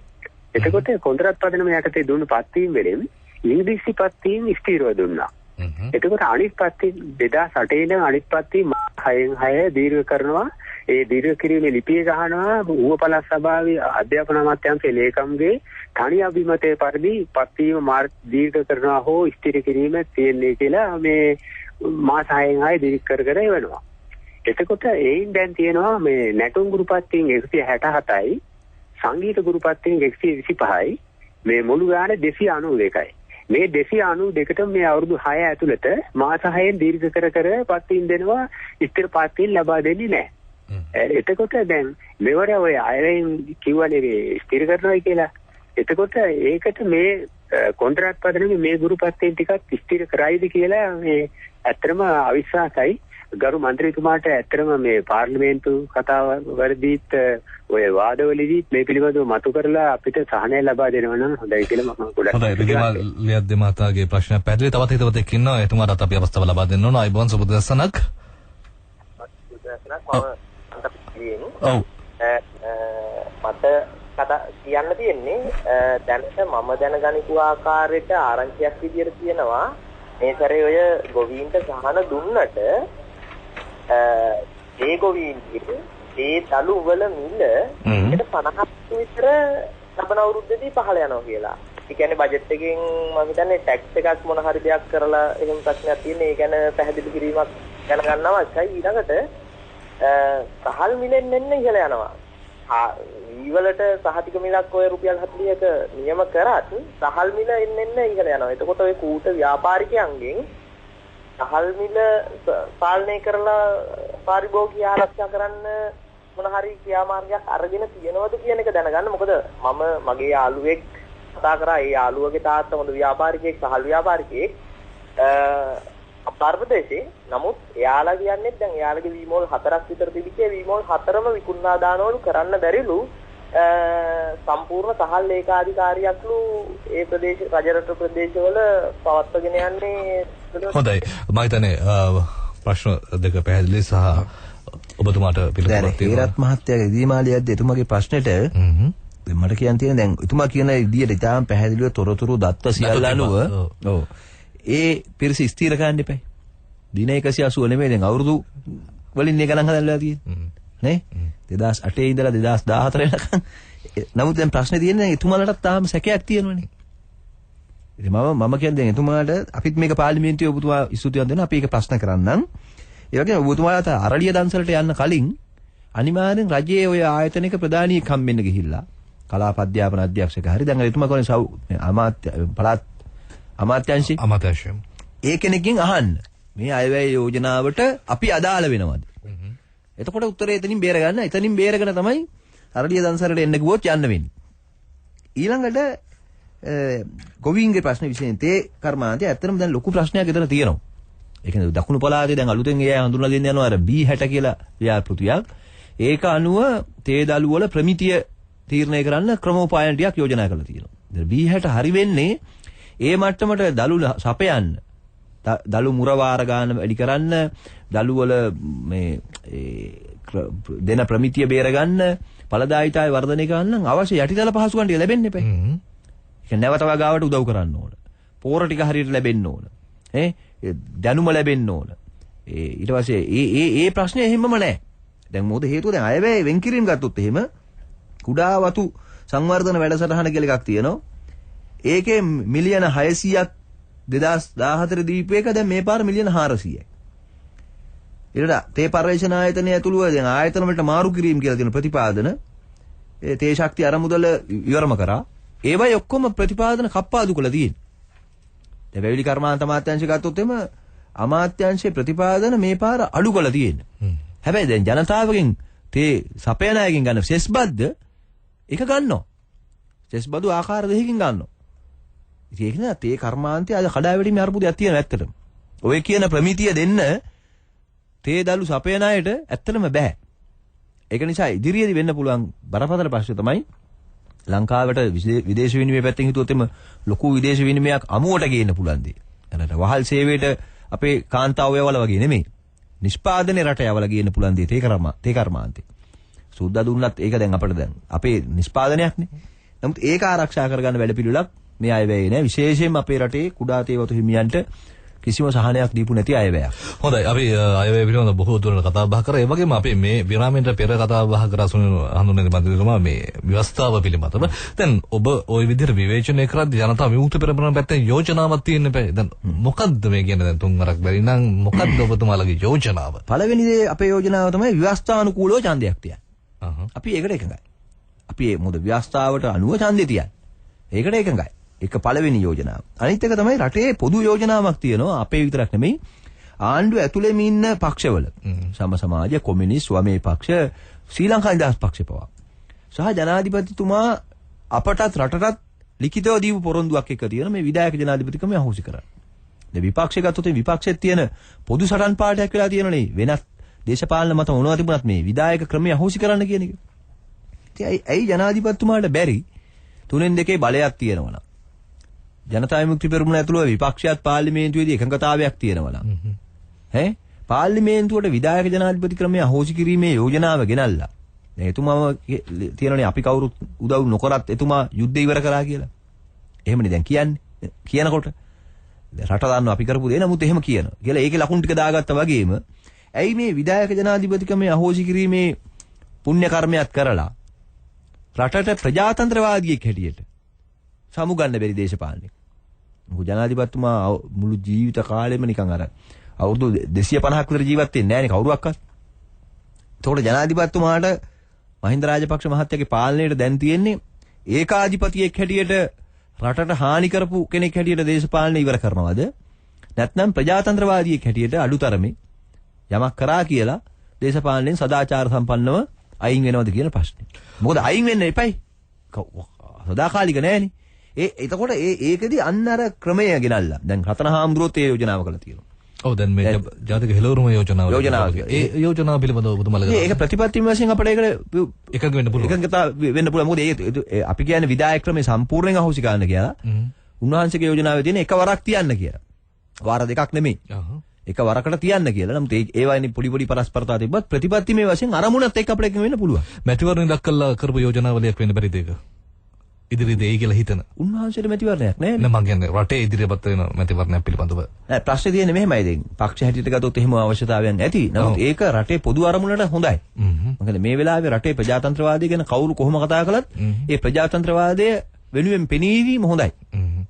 දැන් උන්වහන්සේගේ යෝජනාවල තියෙන රට මේ යන මේ මර්ධනකාරී ඒකාධිපතිත්වයේ වෙනුවට ප්‍රජාතන්ත්‍රකරණයට ගන්න පැත්තක්නේ. ඒක ඇත්තට හොඳයිනේ. දැන් උන්වහන්සේලා ආණ්ඩු පක්ෂයක් ඇතුලේ ඉඳගෙන හරි ඒ හරගලේ කරන එක අපි අගය කරනවා. ඒක අමාරු දෙයක්. ඒක සරල නෑ. ඉතින් ඒක නිසා ඒක හොඳයි. ඉතින් මම කියන්නේ ඇයි දැන් මහින්ද රාජපක්ෂ මහත්තයා එයයි කියනවා නම් විපක්ෂයේ එක්සත් ජාතික පක්ෂයට වඩා එයයි ප්‍රජාතන්ත්‍රවාදී පිළිගන්නවා.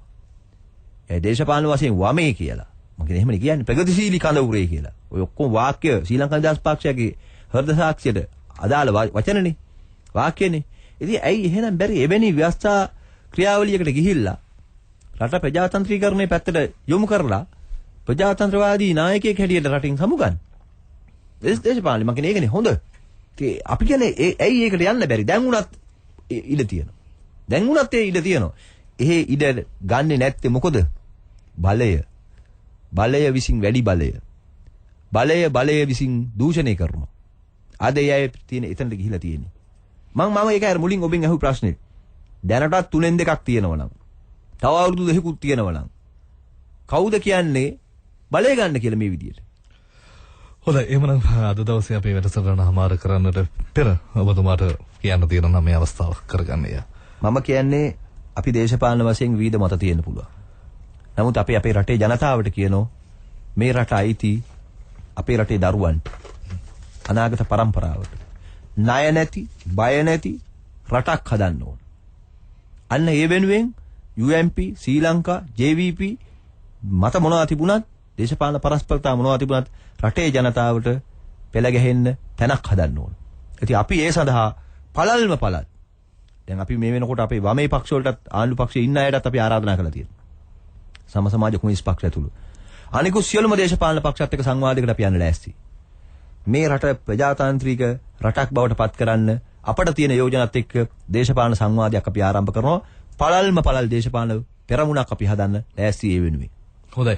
ඒ වගේම අද වැඩසටහන හමාර කරන මතෙන් කියන්න ඕන දැන් අද දවසේදී අපි මේ වැඩසටහන ආරම්භයේදී හඳුන්වා දීමේදී කිව්වනේ මෙතුමා පාර්ලිමේන්තුවේදී එතුමාගේ කතාව කරද්දී මහින්දානන්ද අලුත්ගමගේ මහත්තයත් එක්කනේ කතාව බහ කරේ. හෙට දවසේදී අපේ සියසුනට ඉන්නේ මහින්දානන්ද අලුත්ගමගේ මහත්තයා.